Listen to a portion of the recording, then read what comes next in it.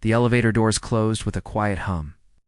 Inside, Prince George stood beside his nanny, Maria. He was only 9 years old, dressed in a crisp blue shirt and trousers. His small hand gripped a wooden toy soldier his great-grandmother had given him that morning. The Queen's private elevator was ancient. It had been installed in Buckingham Palace in 1902. The brass panels gleamed under soft lighting. Red velvet covered the walls. It smelled like old wood and lavender. Maria smiled down at George. "Mother will be so proud when she sees your speech notes," she said gently. George nodded but said nothing. He was thinking about the presentation he had to give at the Royal Foundation event next week. His stomach felt tight. The elevator jerked.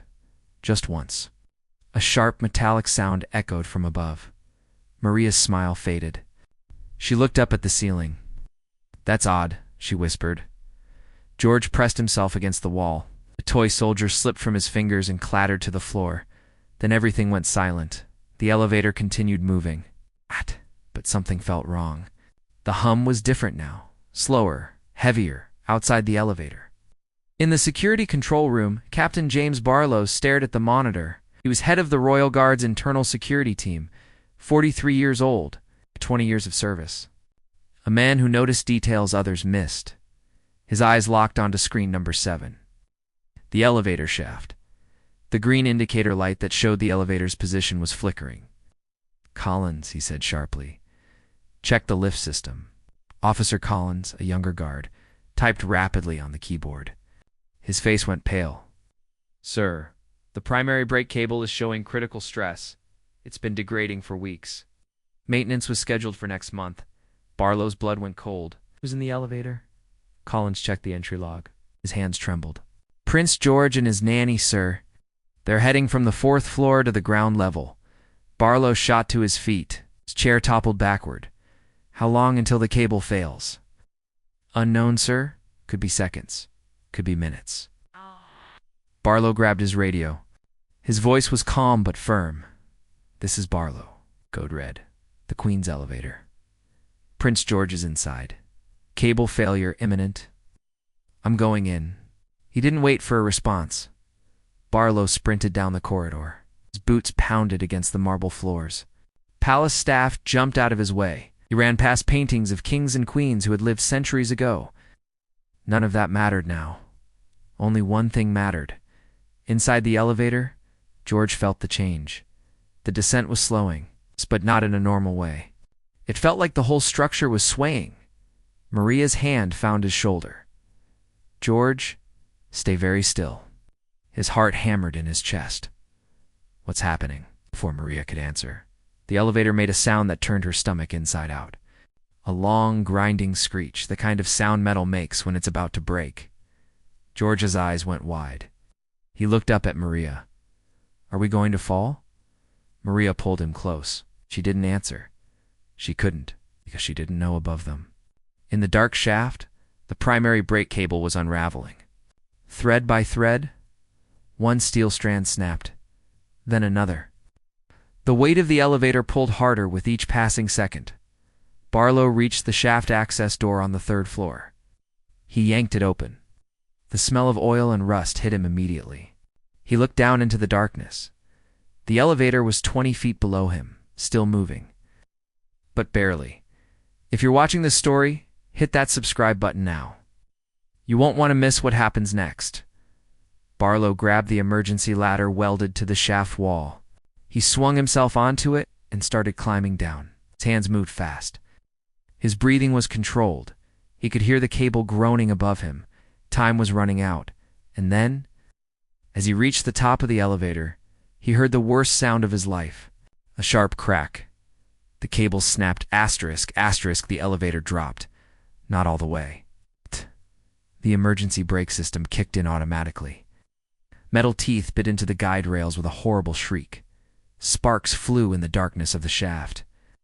The elevator shuddered violently and stopped, but it wouldn't hold for long. Inside, George was thrown against the wall. He cried out. Maria wrapped her arms around him and pulled him to the floor. They huddled in the corner. "It's okay," she whispered. "It's okay." But her voice was shaking. The lights inside the elevator flickered. then went out completely. They were plunged into darkness. George couldn't breathe. His chest felt tight. He wanted to scream, but no sound came out. Maria fumbled for her phone. The screen lit up her terrified face. "I'm calling for help." But before she could dial, a voice came from above them. "Maria? George, can you hear me?" It was Barlow. He was on top of the elevator. "Yes," Maria shouted. "We can hear you." "Listen to me very carefully," Barlow said. His voice was steady, strong. "The emergency brake is holding you right now, but it won't last. I'm going to open the roof hatch and pull you both out. Do you understand?" "Yes," Maria said. George said nothing. He was frozen with fear. Barlow lay flat on top of the elevator. He could feel it swaying beneath him. The emergency brake was grinding, wearing down. It had minutes at most. He found the roof hatch and yanked it open. Cool air rushed into the elevator below. Light from Maria's phone shone up through the opening. "I'm going to lower my arm," Barlow called down. "Maria, you first. Then George." "No," Maria said firmly. "George first." Barlow understood. A nanny's duty was always to protect the child first. "All right, George, I need you to stand up." George didn't move. George Barlow's voice was softer now. "I know you're scared, but I need you to be brave. Can you do that for me?" In the darkness, George felt Maria's hand on his back. She whispered in his ear, "He's going to save us. But you have to trust him." George swallowed hard. His whole body was trembling. But he stood up. "Good lad," Barlow said. "Now reach your hands up toward my voice." George lifted his arms. He could barely see anything, just a square of dim light above him. Barlow's hand came down through the hatch. Strong fingers wrapped around George's wrists. "I've got you. Hold on tight." And then Barlow pulled. George's feet left the floor. For a moment he was suspended in the air, halfway between the elevator and the shaft. His legs kicked. His heart pounded so hard it hurt. Barlow gritted his teeth. The boy was small, but pulling him straight up through the narrow hatch took all his strength. His arms burned. Sweat dripped into his eyes. Almost there, he grunted. George's head cleared the hatch, and his shoulders. Barlow shifted his grip and hauled the boy up onto the roof of the elevator. "Lie flat," Barlow ordered. "Don't move." George obeyed. He pressed his face against the cold metal. He could hear the grinding of the emergency brake below him. It sounded like a dying animal. "Maria," Barlow called down. "Your turn." Maria stood under the hatch. She reached up. Barlow leaned down and grabbed her hands, and that's when the emergency. Brake failed. The elevator dropped 6 inches, then stopped again. The secondary brake had engaged. But it was weaker, much weaker. Maria screamed. Barlow held on. His fingers dug into her wrists. "I've got you. Don't let go." With everything he had, his shoulders felt like they were tearing. His back screamed in pain. Maria scrambled. Her feet found the edge of the hatch. She pushed herself up. Barlow grabbed her under the arms and dragged her through. She collapsed on the roof beside George. Gasping for air, the three of them lay there for a moment. The elevator groaned beneath them. It was still dropping, inch by inch. The secondary brake was slipping. "We need to move," Barlow said. Now, he looked up. The shaft wall was 3 feet away, too far to jump. There was a ladder, the same one he'd climbed down. "See that ladder?" he said, pointing. Maria and George looked. They could barely see it in the darkness. "We're going to climb it," Barlow said. "One at a time. George first." George stared at the gap between the elevator and the ladder. It looked like a mile. "I can't," he whispered. Barlow crouched beside him, put a hand on the boy's shoulder. "Yes, you can. I'm going to help you." The elevator dropped another 2 inches. They were running out of time. Barlow stood. He positioned himself at the edge of the elevator roof. "George, come here." George crawled over. His hands were shaking. Barlow picked him up. The boy was light. "When I swing you, grab the ladder with both hands. Don't think. Just grab. Understand?" George nodded. "On 3, Barlow said. 1, 2, 3. He swung George across the gap. The boy's hands caught the ladder. His fingers wrapped around the cold metal rung. He held on. "Climb," Barlow shouted. Don't stop, George climbed. His arms and legs moved automatically. He didn't look down. He just climbed up, award the light. George's arms burned. Each rung felt heavier than the last. But he didn't stop. He could hear Barlow's voice below him, strong and sure. Keep going, George. You're doing great. Above him, light spilled through the open shaft door on the 3rd floor. Other guards were there now. Voices called down to him. Almost there, Your Highness. Just a few more. George's hand reached up and found nothing but air. He'd made it. Strong hands grabbed him under the arms and pulled him through the doorway. He tumbled onto the marble floor, gasping. 2 guards knelt beside him. Are you hurt? George shook his head. He couldn't speak. His whole body was shaking. One guard wrapped a blanket around his shoulders. Another spoke urgently into a radio. Prince George is secure. Repeat, the prince is secure. But George wasn't listening. He crawled back to the edge of the shaft and looked down. Maria was climbing now. Barlow was right behind her, one hand on the ladder, one hand steadying her when she faltered. The elevator groaned below them. The secondary brake was failing. Faster, Barlow urged. Maria's foot slipped. She gasped and clung to the ladder. For a terrible moment, she hung by her hands alone. I've got you, Barlow said. His hand found her back, supporting her. Find your footing. You're okay. She did. Her foot found the rung. She kept climbing. Below them, the elevator's roof was buckling. The metal was warping under the stress. The secondary brake let out a high-pitched squeal. It was about to give way completely. Maria reached the top. Guards pulled her through. She collapsed, sobbing with relief. A guard shouted, "Move!" But Barlow was already moving. He climbed faster than seemed possible.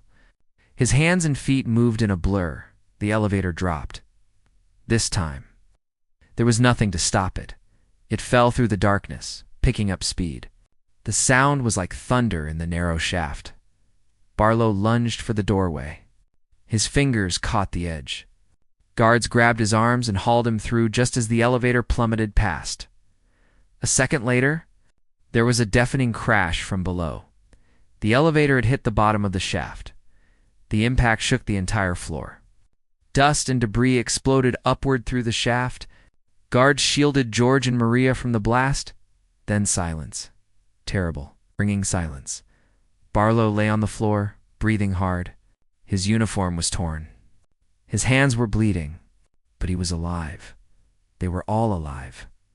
George sat with his back against the wall, the blanket pulled tight around him. He stared at Barlow.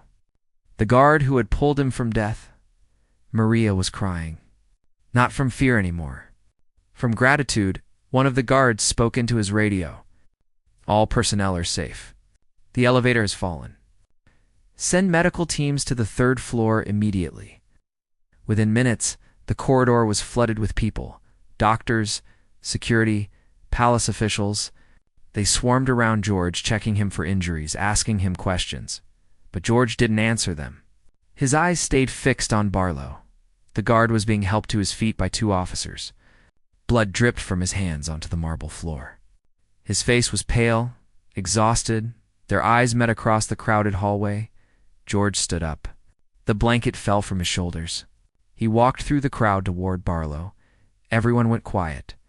The young prince stopped in front of the guard. For a long moment, he just looked at him. This man who had risked everything. Thank you, George said softly. His voice was steady now. You saved my life. Barlow's throat tightened. He knelt down, bringing himself to George's level. It's my honor, Your Highness. Always. George did something then that no one expected. He stepped forward and hugged the guard. Barlow froze. Protocol dictated he should never touch a member of the royal family unless absolutely necessary. But this was different. This was human. He gently put his arms around the boy and hugged him back.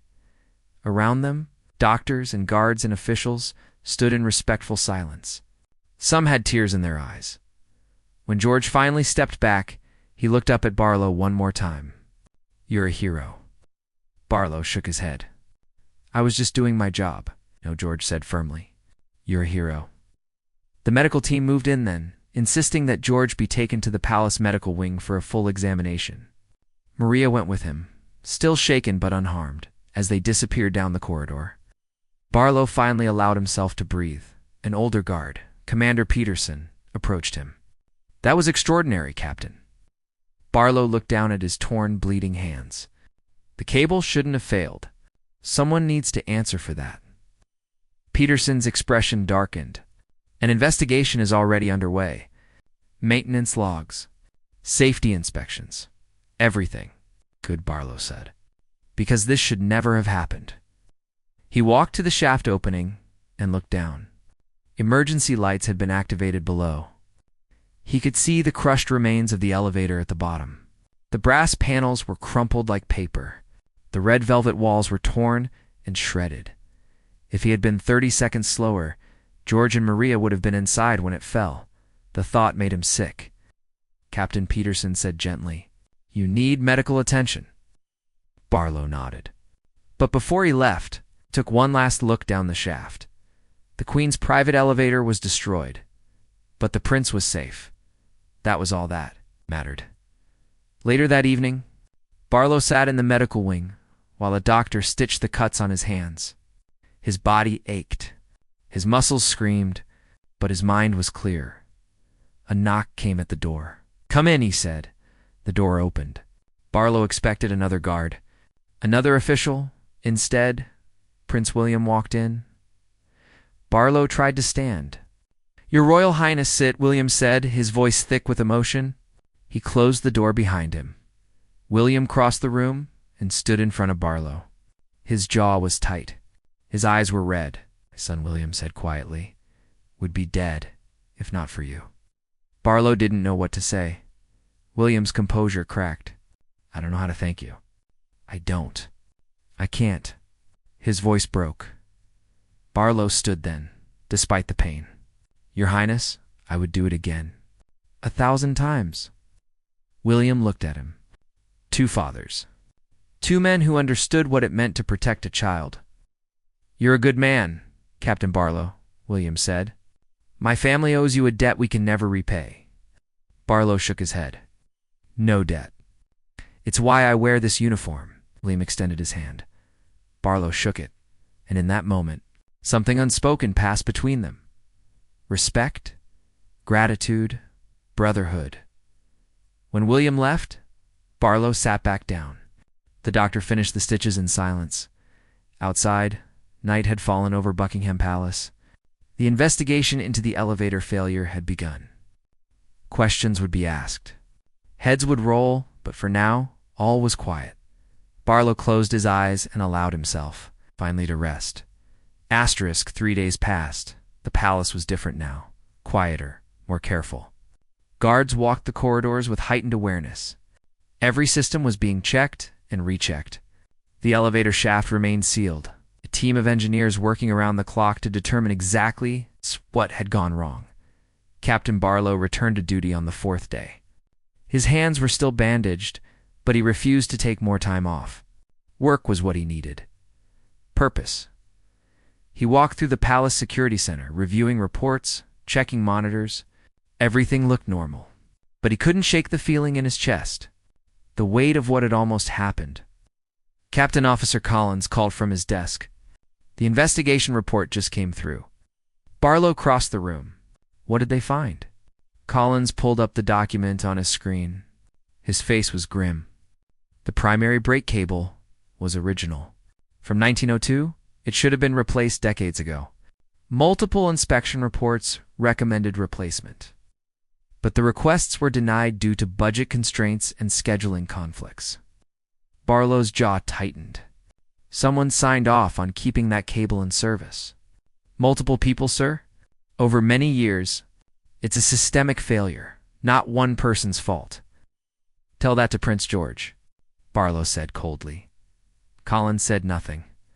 Barlow read through the report himself. Negligence, bureaucracy, cost-cutting. All the usual reasons things fell through the cracks. But this wasn't a broken window or a leaky pipe. This was a child's life. Make sure this report reaches the highest levels, Barlow said. And make sure every single elevator, every single cable, every single safety system in this palace is inspected immediately. Already in progress, sir? Barlow nodded. It wasn't enough. It would never be enough. But it was something. That afternoon, Barlow received an unexpected summons. He was to report to the Queen's private study. His heart skipped. The Queen herself wanted to see him. He changed into his dress uniform, polished his boots, tried to prepare himself for whatever was coming. At 3 o'clock, he knocked on the study door. "Come in," came the voice from inside. Barlow entered. The study was warm and elegant. Books lined the walls. Afternoon sunlight streamed through tall windows. And there, seated in a chair by the fireplace, was Queen Elizabeth herself. At 97 years old, she still carried herself with absolute authority. Her eyes were sharp, knowing. "Captain Barlow," she said. "Please sit." He sat in the chair across from her, back straight, hands on his knees. The Queen studied him for a long moment. "I've read the reports about what happened in the elevator shaft." "What you did?" "I was simply doing my duty, Your Majesty." "No," she said firmly. "You went far beyond duty. You risked your own life to save my great-grandson. There is no protocol that requires such bravery." Otto didn't know how to respond. Asterisk. The Queen continued. "I've lived a long life, Captain. I've seen countless acts of courage. But what you did? That was extraordinary. And I wanted to thank you personally. It was my honor, Your Majesty." She smiled slightly. "George has been asking about you. Every day. He wants to see you again." Barlow's throat tightened. "I'd be honored to see him, Your Majesty." "Good," she said. "Because he has something he'd like to give you." She gestured toward the door. It opened, and Prince George walked in. Barlow stood immediately. George looked better. The fear was gone from his eyes.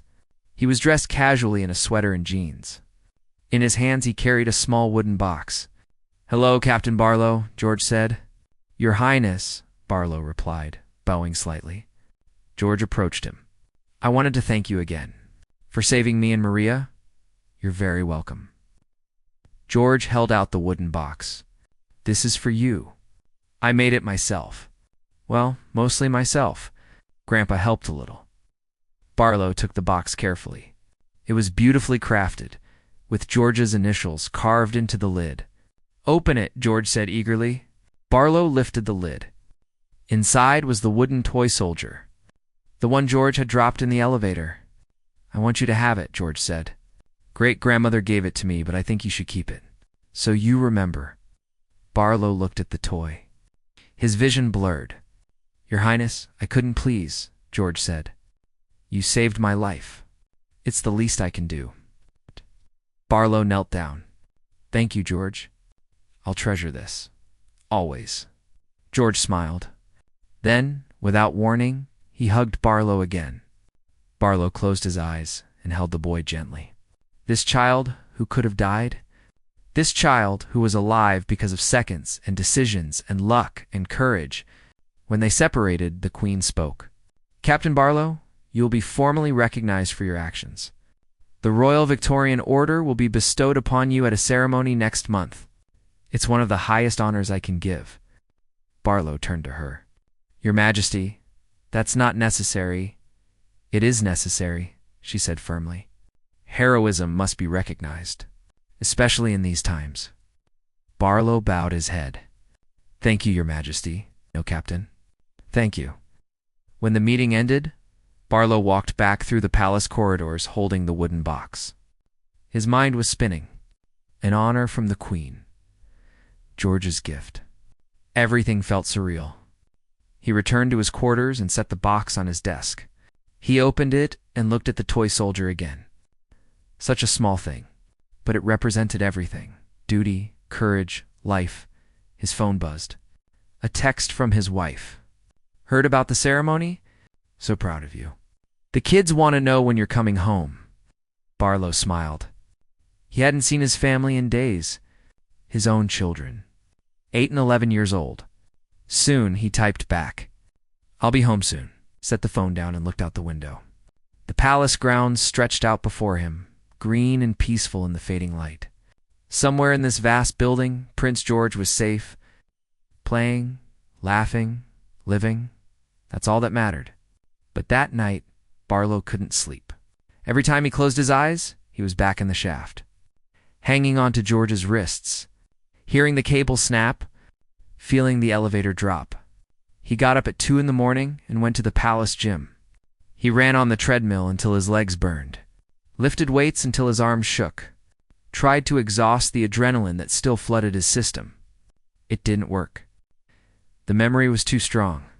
By the time dawn broke, he was back in uniform, back at his post, staring at the monitors again. Officer Collins arrived for his shift and found Barlow there. Sir, did you sleep at all? I'm fine. Collins didn't believe him, but he didn't push. Instead, he brought Barlow a cup of coffee. Thank you, Barlow said quietly.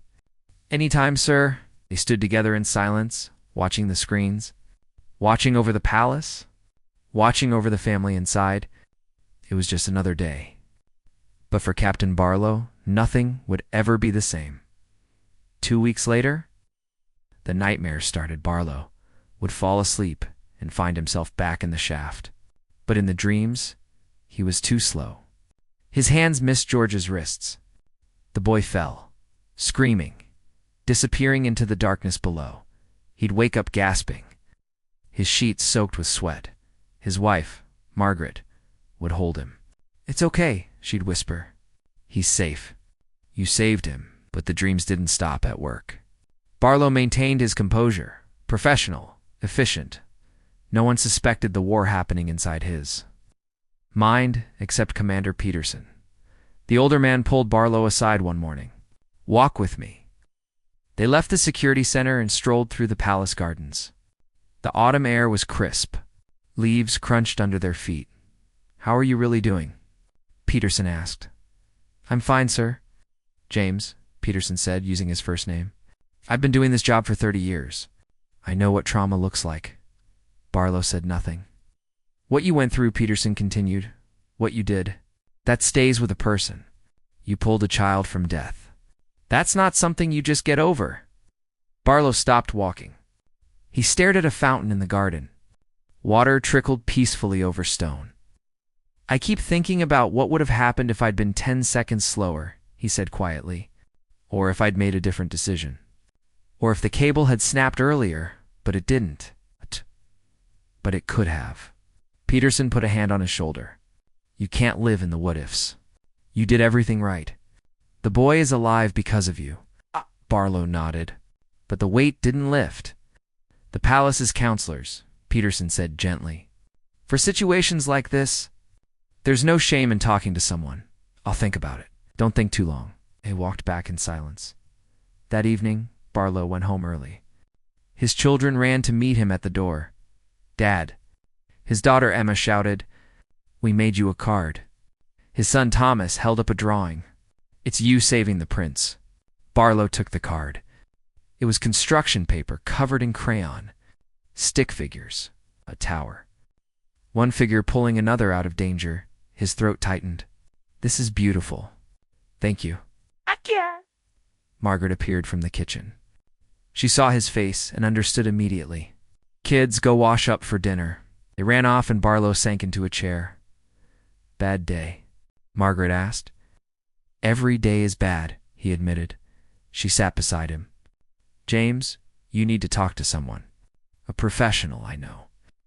Then do it. For me, for the kids? For yourself? He looked at her. 20 years of marriage. She knew him better than anyone. Okay, he said. I will. The next morning, Barlow made an appointment with one of the palace counselors, Dr. Sarah Mitchell. She specialized in trauma and PTSD among security personnel. Their first session was difficult. Barlow wasn't used to talking about his feelings. He'd spent his entire career maintaining control, showing strength, never breaking. But Dr. Mitchell was patient. What you experienced, she said, was life-threatening. Not just for Prince George, but for you. Your brain is processing that trauma. The nightmares, the replaying of events, the anxiety, these are normal responses. They don't feel normal, feel overwhelming, she agreed. But they are your mind's way of trying to make sense of what happened. And we can work through them. Over the following weeks, Barlow learned techniques, breathing exercises, grounding methods, ways to interrupt the spiral of catastrophic thinking. Slowly, the nightmares became less frequent. He still thought about the elevator every day, but the thoughts became more bearable. Meanwhile, preparations for the Royal Victorian Order ceremony continued. Barlow tried to stay focused on his duties, but palace staff kept approaching him. Congratulations. Thank you. You're a hero. He didn't feel like a hero. He felt like a man who'd done what needed to be done. The ceremony was scheduled for a Saturday. Barlow's entire family would attend. Margaret bought a new dress. The kids were beyond excited. On Friday night, Barlow received an unexpected visitor at his office. Maria, the nanny, stood in the doorway. "Captain Barlow," she said softly. "Do you have a moment?" "Of course." "Please, come in." She entered and sat down. She looked nervous. "I wanted to talk to you," she said, "before the ceremony tomorrow." "To thank you properly?" "You don't need to, please," she interrupted. "Let me say this." He nodded. "When we were in that elevator," she said, "I thought we were going to die. I truly believed that. And all I could think about was George, this beautiful child I was responsible for. And I was going to fail him." Her voice cracked. "But you didn't let that happen," she continued. "You came down into that shaft and you pulled us out. You gave me my life back. You gave George his future back. I will never, ever forget that." Tears ran down her face. Barlow stood and handed her a tissue. "You protected George until I could get to you. You kept him calm. You were brave too. I was terrified. Bravery isn't the absence of fear. It's acting despite it." She wiped her eyes and smiled. "Thank you, Captain, for everything." After she left, Barlow sat alone in his office for a long time. He thought about courage, about duty, about the strange, unpredictable nature of life. One moment, everything is normal. The next, you're hanging in a shaft, holding a child's life in your hands. But you don't get to choose those moments. You only get to choose how you respond. The next day dawned bright and clear. The ceremony was held in the Grand Hall. Rows of chairs faced a platform where the Queen would present the honor. Barlow's family sat in the front row. Margaret held his hand. Emma and Thomas couldn't stop squirming with excitement. Behind them, hundreds of people filled the hall. Palace staff, guards, officials, members of the royal family. And there, in the second row, sat Prince George with his parents. When Barlow was called forward, the room fell silent. He walked to the platform, his steps echoing on the marble floor. The Queen stood waiting. She held a velvet box containing the medal. "Captain James Barlow," she began, her voice carrying through the hall, "you are hereby awarded the Royal Victorian Order for exceptional service and extraordinary courage. Your actions on the 21st of November exemplified the highest ideals of duty, bravery, and selflessness. You risked your life to save another. There is no greater act of heroism." She opened the box and pinned the medal to his chest. The hall erupted in applause. Barlow stood at attention, his eyes straight ahead. But inside, emotion surged through him. When the applause died down, something unexpected happened. Prince George stood up. He walked to the platform, climbed the steps, and approached Barlow. The Queen smiled and stepped back. George looked up at the guard. "Captain Barlow, on behalf of my family and on behalf of everyone in this palace." "Thank you," extended his small hand. Barlow shook it, his vision blurring. And then George did something else. He snapped to attention and saluted. A perfect, crisp, military salute, from a 9-year-old boy to the man who saved his life. Barlow's composure finally broke. Tears spilled down his cheeks. He returned the salute. The hall erupted again. This time, the applause was deafening. People stood. Some were crying. The sight of Prince George saluting the guard who saved him was more powerful than any speech. George stepped back and returned to his parents. Prince William stood and mouthed 2 words to Barlow across the room. "Thank you." Barlow nodded. The ceremony concluded with a reception. Barlow found himself surrounded by well-wishers. Guards he'd worked with for years. Palace staff he barely knew. Everyone wanted to shake his hand. His children pushed through the crowd. "Dad, that was amazing," Thomas shouted. Emma hugged his waist. "You're famous now." Margaret stood behind them, beaming with pride. "I'm so proud of you." Barlow knelt down and pulled his children close. "I love you both." "So much we love you too," Emma said. For the first time in weeks, Barlow felt something shift inside him. The weight began to lift. Not completely. It would probably never disappear entirely, but it was bearable now. He stood and looked around the hall. At the people celebrating, at the life continuum, at the normalcy that had been so nearly shattered, Commander Peterson approached with 2 glasses of champagne. "You did good, James." Barlow took the glass. "I just did my job," Peterson said firmly. "You did much more than that." They clinked glasses as the reception wound down. Barlow noticed Prince George standing alone near one of the tall windows. The boy was looking out at the palace grounds, his expression thoughtful.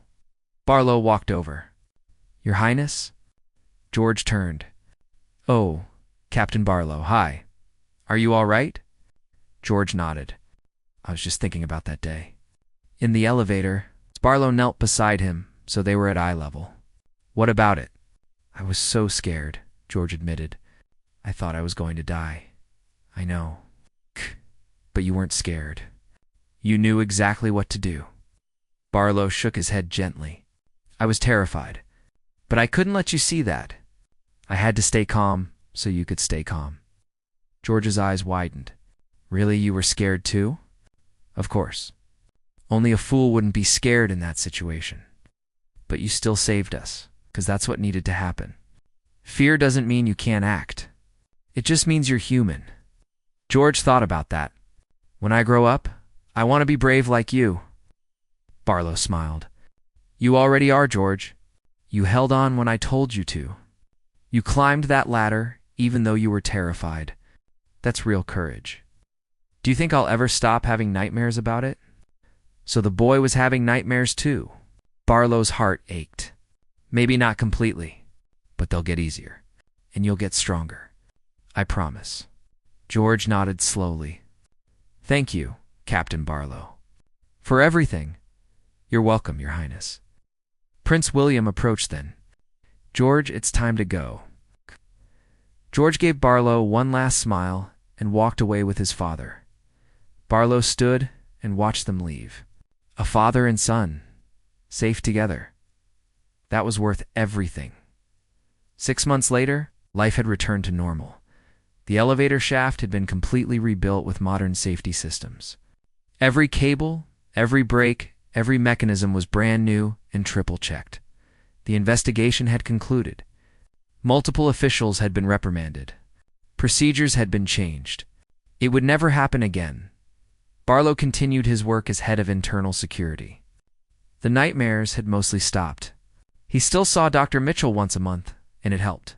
His medal sat on a shelf in his office. The wooden box with the toy soldier sat beside it. Sometimes, when the shifts were quiet, Barlow would take out the soldier and hold it. "Remember that day? Remember what almost happened, and remember what did happen." One afternoon, Barlow was walking through the palace when he encountered Queen Elizabeth in one of the corridors. She was with 2 attendants, moving slowly but with dignity. He bowed. "Your Majesty?" She stopped. "Captain Barlow, walk with me, please." The attendants fell back, giving them space. They walked together in silence for a moment. "I wanted to tell you something," the Queen said. "Something I haven't told many people." "Yes, Your Majesty. I've lived a long life. I've seen wars, tragedies, triumphs. I've watched this family weather storms that would have destroyed lesser institutions." Paused at a window overlooking the gardens. "But the day you saved George," she continued, "that was the day I realized something important. This family, this institution, everything we represent. It all depends on people like you. People who act when action is needed. People who risk everything for what's right. She turned to face him. You remind me of why I still believe in this country. In duty, in honor. Thank you, Captain. Barlow's throat tightened. The honor is mine, Your Majesty. Always, she smiled. I'm very old now. I won't be here much longer. But I'm comforted knowing that people like you are watching over my family, for as long as I'm able. Your Majesty. She nodded and continued walking, her attendants rejoining her. Barlow stood alone in the corridor, her words echoing in his mind. Later that evening, he went home to Margaret and the kids. They had dinner together, talked about school and work and ordinary things. After the children went to bed, Margaret sat beside him on the couch. You're different now, she said. Since that day, different how? Quieter, more thoughtful, but also stronger, somehow. Barlow considered this. I think I understand what matters now. Really matters? What's that? He looked at her. This you, the kids. Every moment we have together. Life is so fragile, so precious. I don't ever want to forget that. Margaret leaned against him. I'm glad you're okay. I'm okay, he said. And he meant it. The years passed. Barlow continued his service. He watched Prince George grow from a frightened 9-year-old into a confident young man. They would occasionally cross paths in the palace, and there was always a moment of recognition. A nod, a smile, an unspoken bond. When Barlow finally retired at 65, after 42 years of service, Prince William personally attended his retirement ceremony. Captain Barlow, William said during his speech, you gave me the greatest gift any father could receive. You gave me more time with my son. For that, I will be eternally grateful. Barlow stood before the assembled guards and staff, his uniform immaculate, the Royal Victorian Order gleaming on his chest. I've spent my life serving this family, Barlow said in his short speech, and I would do it all again. Every moment. Every sacrifice.